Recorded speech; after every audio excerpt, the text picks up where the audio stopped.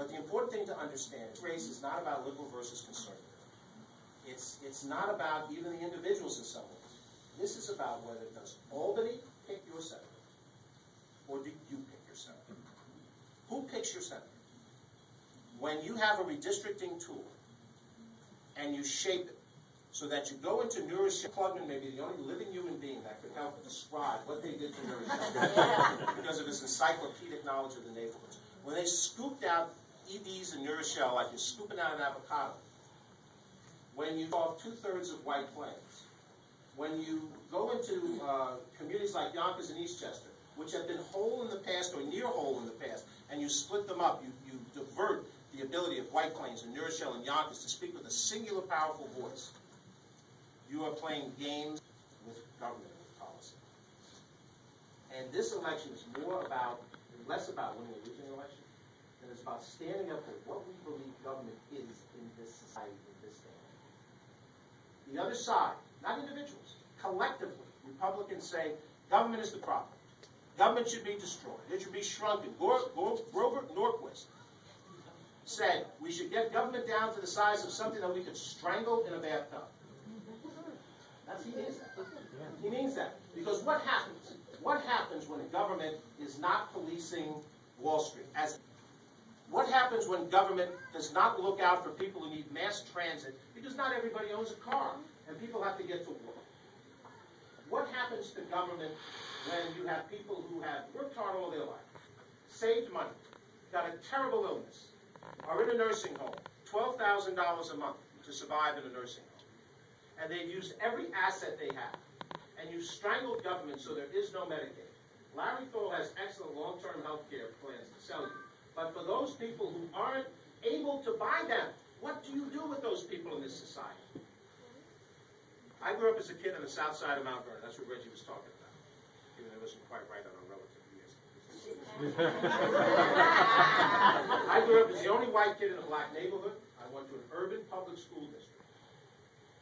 If you go into those school districts with charter schools, and you say, let us cherry pick the best possible students, I don't know that I would have been cherry picked.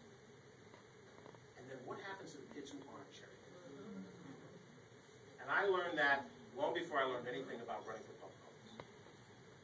We have had policy issues, and we've had our disagreements on them, even some with some of my good close friends.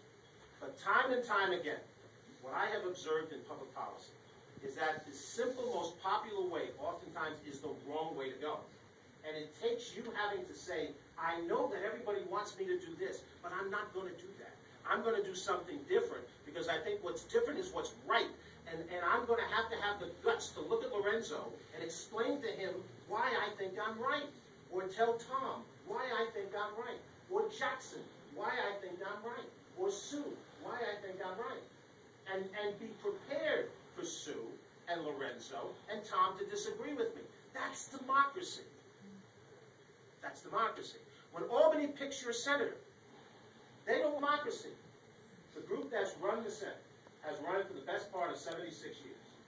I didn't say 70 years. I said 76 years. There was 3 years out of 76 they didn't run the show. And let me tell you, the years they didn't run it, they didn't do a thing to help it. They voted no on absolutely everything. Because all they wanted was to take back the power. So now you have district lines created with the express purpose of giving Westchester a senator who is going to go to the Senate and do exactly what he's told by the Senate leadership as it is today. To do exactly what he's told. He will say, I'm an independent guy just like you. Well, if you live in a gated community and you're a millionaire landlord, yes, you are just like him. But he's not a bad guy. But he's selling you a false bill of goods. He's telling you he gets where you're at. What he's really telling you is he doesn't like taxes. What is he telling you about education? Did you move to these communities? Or do you stay in these communities and want to see the education of your kids gutted? Is that good public policy? Is that why people come to Westchester? We want our taxes cut.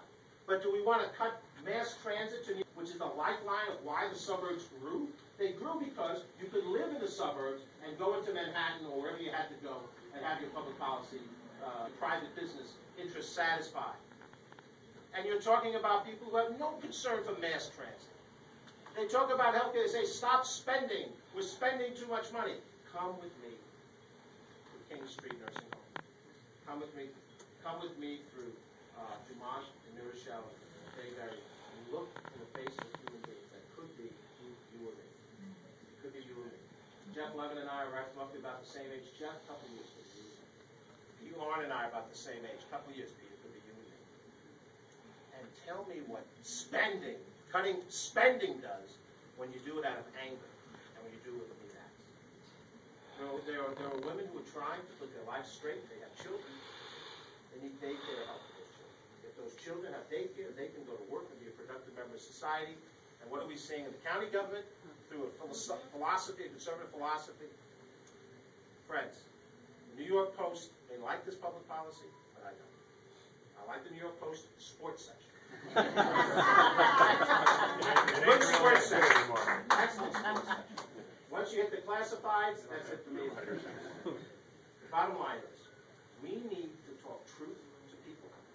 We need to tell them that government is complex, it's not simple. And the answers and the solutions are complex and they're not simple, but there are answers.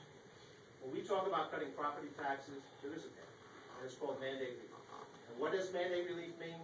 It means that in New York State, we require local governments to pay for things that other states do not. So if you have a house in Florida or a house in Vermont, you say, my God, I only pay so much in Vermont, and I pay so much more in New York. Why is that? Well, it's the spending of New York. Stop. Not true. Florida and Vermont do not require their county governments to pay for 25% of Medicaid costs. The state government pays for it itself. Well, it's coming out of one pocket or the other. Property taxes and sales taxes, which are the two major revenue streams of the county government, are regressive taxes. If I buy a lamp and Glenna buys a lamp, it doesn't matter how much Glenna has or I have, the sales tax that we pay is equal. If our houses are side by side on Forest Park Avenue, we pay the same amount of taxes, regardless of our income. The state finances its government through income tax and business taxes, which are based proportionately on how successful you are. That is where you pay for Medicaid. That is your answer to mandate relief. It is also your answer to mandate relief to deal with capping. If you're going to cap property taxes, then you better cap pension cost explosion. And you have to cap it at the local level so that the local governments do not have to pay pension increases, which are set by the state based on the solvency of the fund.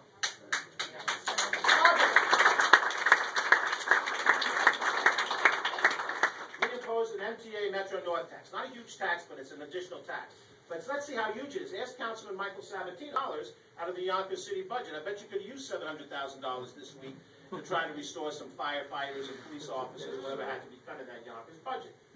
And there is no reason not to exempt local governments which tax their people from a tax like the MTA payroll tax. We exempted parochial schools. We should exempt local governments. Simple as that.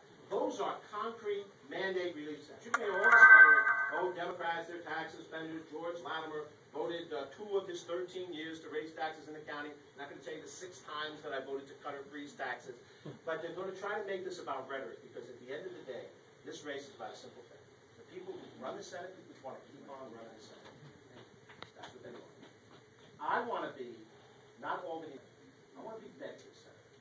I want to be the senator that when Bruce Yablon calls me into Katona, or Bedford Village, or Bedford Hills, that I grasp policy issues of 684, that are state policies, that I understand the questions about development in the watershed, which involve state policies, that I understand the concerns about sewerage. And I know them, even though I don't live in Bedford Village, or Katona, or Bedford Hills, but I'm your state senator. And I understand it and I care about it. I want to be the state senator for White Plains. So if I talk to Gloria and Jean, who don't live in my section of White Plains, they live in Andrea's sections of White Plains, and an issue comes up over what kind of taxation structure is needed. And my senior colleague, Andrea Stewart-Cousins, says, George, here's what we've got to fight for White Plains, then we're fighting for White Plains. Not Albany's representative to you. Your representative to Albany. And when Tom Roach calls me up, he's the mayor, but he's also a friend. We first talked about, this stuff 12, 13 years ago. You got me into it. Well, but I haven't told my wife.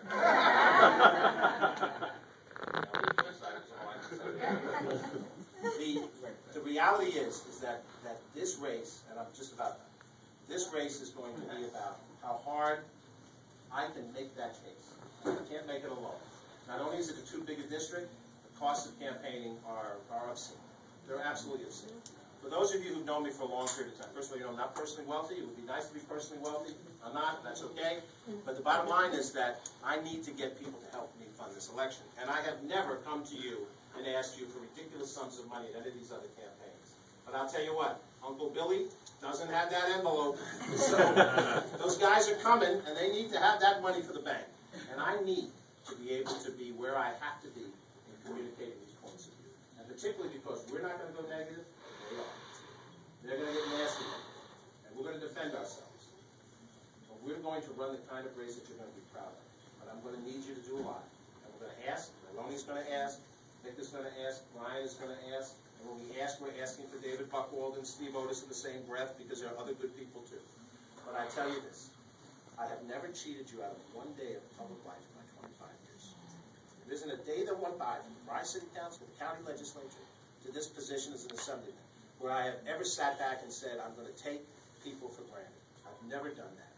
When I drive Walter home at the end of the day, you know, or when I deal with different people in this room on different issues, when Rosemary and Glenn and I sit and talk about it, the interfaith situation, when Jimmy was on the town board, and I remember when she was on the town board in Harrison, how we would sit and talk, and when I visited Barbara Francis' house every single day.